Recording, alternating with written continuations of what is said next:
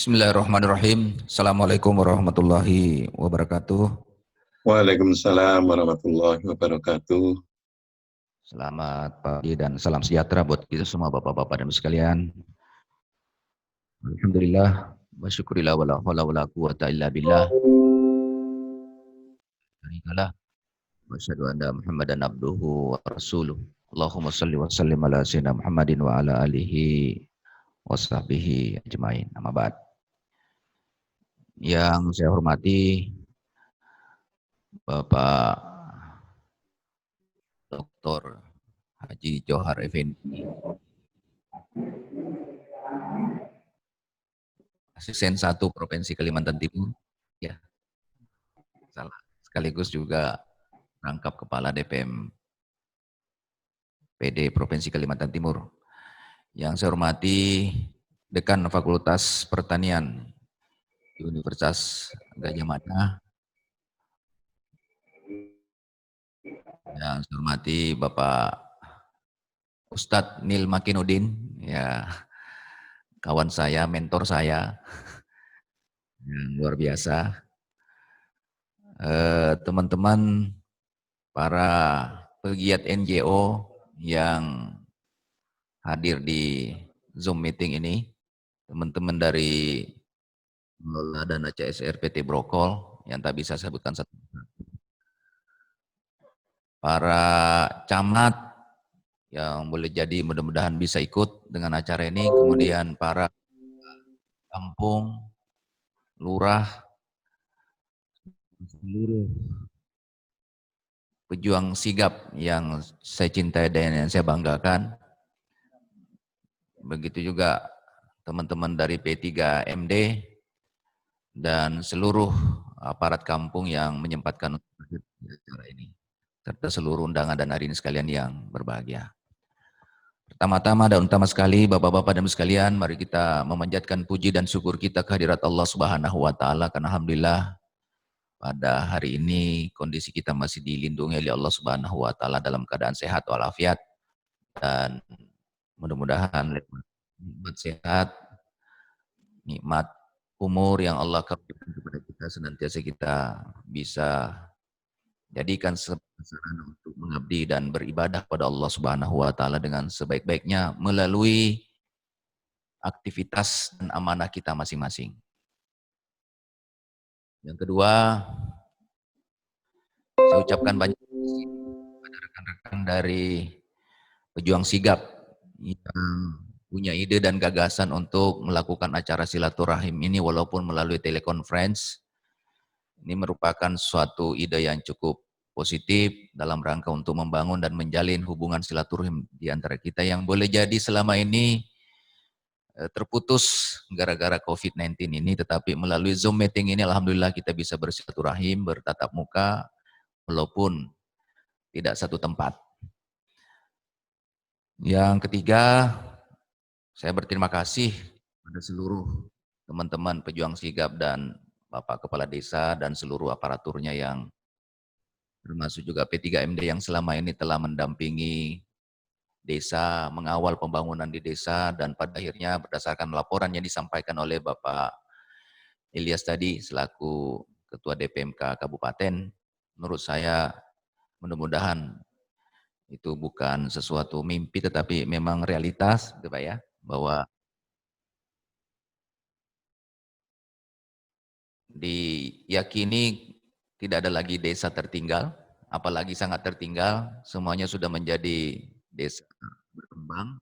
Jadi kalau berdasarkan informasi tadi saya bisa mengambil kesimpulan kurang lebih ada 8 desa maju, mandiri maksud saya, 8 desa mandiri, kemudian ada 37 desa, bukan, 29 kampung yang maju, kemudian sisanya ada 52, ya, 63 ya, 63 desa berkembang. Nah ini mudah-mudahan prestasi ini semakin bisa kita tingkatkan, dan menurut saya salah satu kriteria keberhasilan pembangunan di sektor pedesaan adalah IDM ini Bapak-bapak dan Ibu sekalian. Selanjutnya terkait dengan tema acara silaturahim pada hari ini, Saya ingin menyampaikan bahwa lewat hikmah di balik ujian dan cobaan yang Allah Subhanahu wa taala takdirkan kepada umat manusia di muka bumi berupa virus corona, itu telah membalikkan cara hidup kita paling tidak sekitar 60% mengalami perubahan. Untuk itu ternyata di balik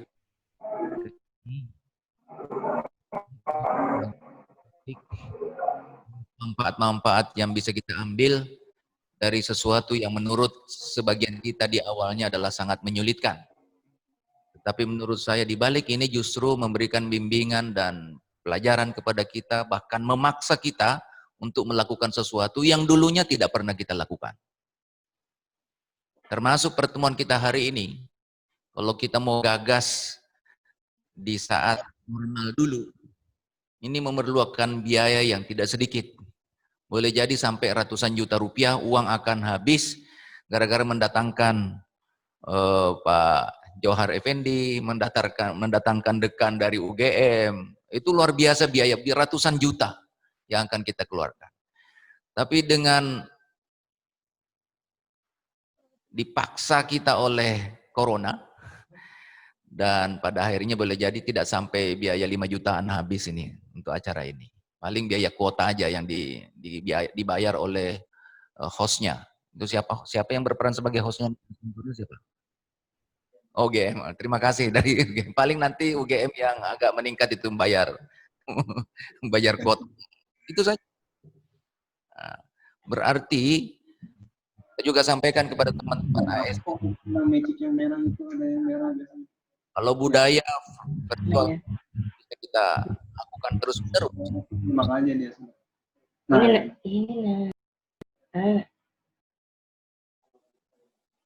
Ya, di mute dulu yang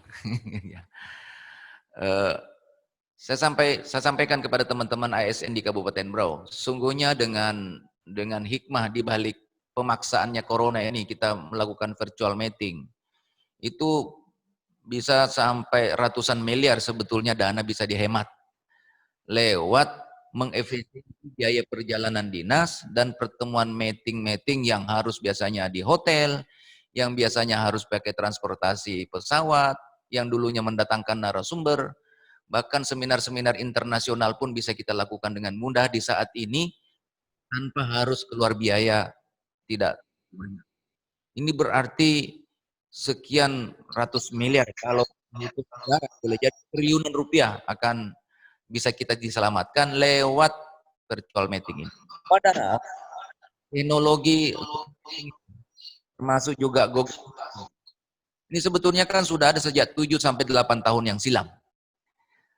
Tetapi jarang sekali orang memanfaatkan teknologi itu karena pertemuan langsung lebih mudah dilakukan. Tetapi dengan adanya corona ini, memaksa kita untuk melakukan hal seperti ini, dan rasa-rasanya relatif jauh lebih efisiensi dari sisi pembiayaan transportasi. Sampai saya katakan kepada teman-teman ASN di Kabupaten Berau, dulu waktu zaman normal, kalau sebulan rasanya kepala dinas itu tidak berangkat, itu sepertinya mau kiamat. Dan ternyata sekarang 3 sampai 4 bulan tidak pernah berangkat, aman-aman aja. Dan pekerjaan relatif selesai. Relatif selesai. Begitu juga sebaliknya.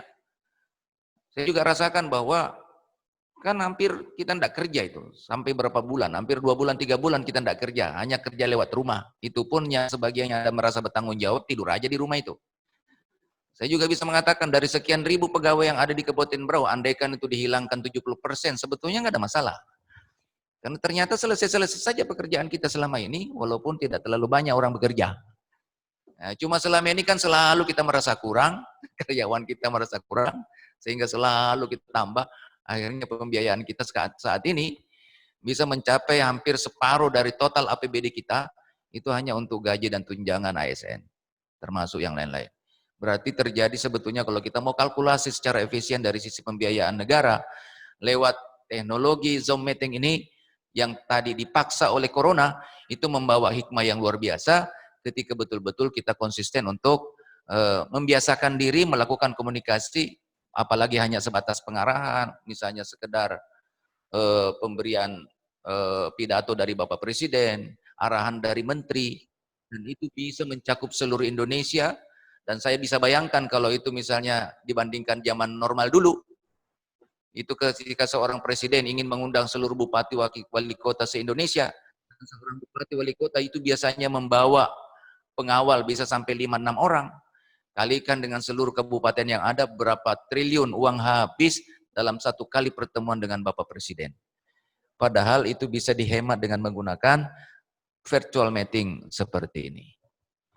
Jadi Bapak-Bapak dan Bu sekalian, begitu juga acara silaturahmi hari ini. Anda bisa bayangkan kalau seluruh sigap sejahtera yang hari ini, dan begitu juga teman-teman dari kepala kampung, camat, kemudian termasuk juga P3MD, yang semuanya tersebar ke seluruh desa.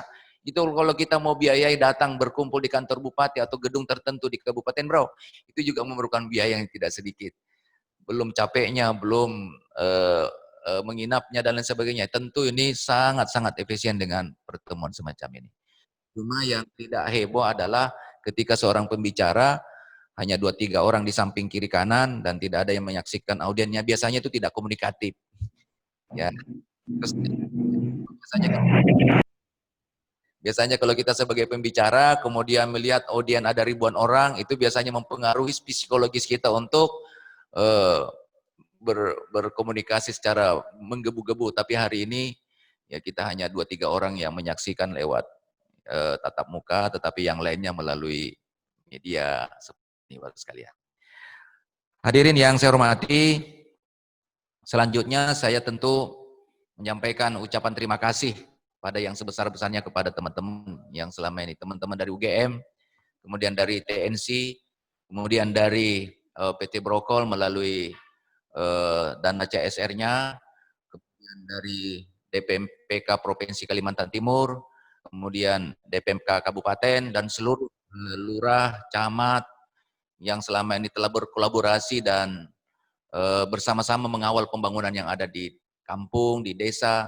Tentu saya sebagai bupati telah melihat hasilnya selama ini, tidak ada ungkapan saya yang paling pas kecuali bersyukur kepada Allah Subhanahu wa taala dan berterima kasih kepada semua pihak yang selama ini telah berkontribusi dalam rangka untuk mensupport pembangunan dari kampung atau dari desa. Mudah-mudahan kebersamaan dan kekompakan kerja yang selama ini kita lakukan itu bisa terus-menerus terbangun walaupun dalam suasana saat ini kita mengalami yang namanya new normal. Mudah-mudahan tetap tidak merubah substansi aktivitas kita dalam rangka untuk mengembangkan dan membangun desa atau kampung di Kalimantan Timur. Selanjutnya, saya selaku Bupati dalam kesempatan yang berharga ini juga ingin menyampaikan bahwa semangat kami dalam rangka untuk memberikan support anggaran ke kampung-kampung, insya Allah sampai hari ini belum berubah. Ada suasana COVID-19 atau tidak ada suasana COVID-19, sampai hari ini skema pembiayaan untuk mensukseskan pembangunan di kampung belum banyak berubah. Belum banyak berubah. Mudah-mudahan masih tetap bisa kita pertahankan di masa yang akan datang. Kecuali sudah betul-betul tidak mungkin lagi kami lakukan penyesuaian-penyesuaian, ya terpaksa mungkin memang ada pengurangan-pengurangan sedikit, karena saya ingin informasikan kepada teman-teman semua bahwa akibat adanya musibah corona ini, dana ADK maupun dana bantuan provinsi maupun bantuan pusat itu mengalami penurunan kurang lebih 500 miliar. Ya, kurang lebih 500 miliar yang menyedot anggaran yang diambil kembali oleh pusat. Bukan diambil kembali karena memang uangnya belum turun. Maksud saya di-stop oleh pusat untuk dianggarkan di tahun 2020 karena pusat meyakini bahwa akibat corona ini secara nasional juga akan terjadi penurunan APBN yang tidak sedikit. Sehingga kalau misalnya tidak di-stop di tengah jalan, itu mengakibatkan nanti dana tak tersalur terlalu banyak yang akan menjadi utang negara kepada kabupaten kota. Itulah sebabnya maka Menteri Keuangan melakukan pemangkasan program-program kita, kemudian ditarik kembali yang sudah belum di-SK-kan untuk kabupaten kota itu dirubah, karena dia meyakini bahwa dampak dari virus corona ini bisnis, perusahaan-perusahaan yang selama ini menjadi kontributor utama dalam pajak dan pendapatan nasional itu pasti akan mengalami drop yang luar biasa sehingga tindakan ini dilakukan untuk kita. Oleh karenanya saya ingin menghimbau kepada semua teman-teman, mari kita mengelola keuangan negara kita dengan seefisien mungkin di suasana memang tidak nyaman ini, tetapi yakini bahwa Allah Subhanahu wa taala akan memberikan nanti hikmah di balik kejadian ini yang boleh jadi justru nanti semakin hemat pola pengelolaan negara akibat adanya hikmah di balik ini. Termasuk juga saya nanti akan membayangkan, memprediksi bahwa sistem pendidikan nasional, baik itu mulai dari SD, TK sampai perguruan tinggi, itu boleh jadi juga akan mengalami revolusi, mengalami perubahan yang sangat-sangat signifikan. Kalau dulu masih mementingkan kita tentang klasikal, ya, dan sehingganya kita harus butuh ruang belajar yang banyak, gedung-gedung bertingkat yang luar biasa banyak, dan itu mengeluarkan biaya yang cukup besar. Ke depan menurut saya mungkin 10-15 tahun yang akan datang, ya, saya memprediksi bahwa perguruan tinggi itu tidak perlu lagi terlalu banyak ruang-ruang kelas, karena semuanya sistem pembelajaran boleh jadi bisa didesain secara modern melalui pertemuan-pertemuan seperti ini. Sehingga saya memprediksi ke depan perguruan tinggi maupun sekolah-sekolah tidak perlu terlalu banyak menyiapkan ruang belajar. Itu yang pertama. Yang kedua, kalau selama ini sistem pembelajaran yang kita terapkan dengan menggunakan sistem klasikal, itu anak-anak kita tidak bisa petakan berdasarkan potensi dan talentanya masing-masing. Tapi dengan adanya sistem pembelajaran online ini ke depan, saya berkeyakinan anak-anak itu nanti bisa dipetakan berdasarkan dan dibimbing, dibina, di training itu berdasarkan talentanya masing-masing, sehingga sistem pembelajaran yang akan nanti diterapkan boleh jadi bisa mengadopsi dan bisa mengakomodir semua talenta-talenta dan bakat-bakat anak kita di negeri ini. Sehingga boleh jadi ke depan anak-anak akan muncul prestasi-prestasi yang luar biasa karena memang betul-betul dibimbing, dibina, diajari bidang studi ataupun materi-materi yang memang sesuai dengan talenta dan bakatnya masing-masing. Kalau anak dibimbing dan dibina berdasarkan talentanya, tidak dipukul seragam, maka pasti akan melahirkan orang-orang hebat nanti di masa depan. Bapak-bapak dan ibu sekalian yang saya cintai dan saya banggakan, itu saya kira beberapa hal yang ingin saya sampaikan pada kesempatan berharga ini. Mudah-mudahan pembangunan di kampung, di desa, lewat kebijakan-kebijakan yang selama ini kita lakukan. Mulai dari kebijakan anggaran yang cukup signifikan yang kita arahkan ke desa. Yang kedua, melalui kebijakan kita membuat sebuah peraturan bupati yang mengawal pelaksanaan pembangunan desa, kita sudah rincikan dengan baik. Kemudian yang ketiga, kita kawal dengan SDM-SDM, sarjana-sarjana yang kita tempatkan di masing-masing desa, ditambah dengan sinergi-sinergi dari pihak-pihak lain, pihak perguruan tinggi, pihak perusahaan. Mudah-mudahan dengan kebijakan yang selama ini telah kita lakukan tetap bisa kita pertahankan dan pada akhirnya melahirkan pembangunan desa yang betul-betul mensejahterakan masyarakat kita. Saya kira ini yang dapat saya sampaikan. Saya ucapkan terima kasih kepada semua pihak yang telah menggagas acara ini dan terima kasih kepada semua pihak yang telah berpartisipasi mensupport Kabupaten Berau dalam pembangunan di kampung dan desa. Tentu mudah-mudahan ini bisa kita terus-menerus lakukan secara istiqomah dan pada akhirnya rakyat kita bisa merasakan kehidupan yang baik di desa, khususnya di kampung di Kabupaten Berau. Saya kira demikian Bapak sekalian, terima kasih semuanya dan mohon maaf bila ada hilaf dan salah. Hadanallahu wa iyyakum ajmain. Assalamualaikum warahmatullahi wabarakatuh.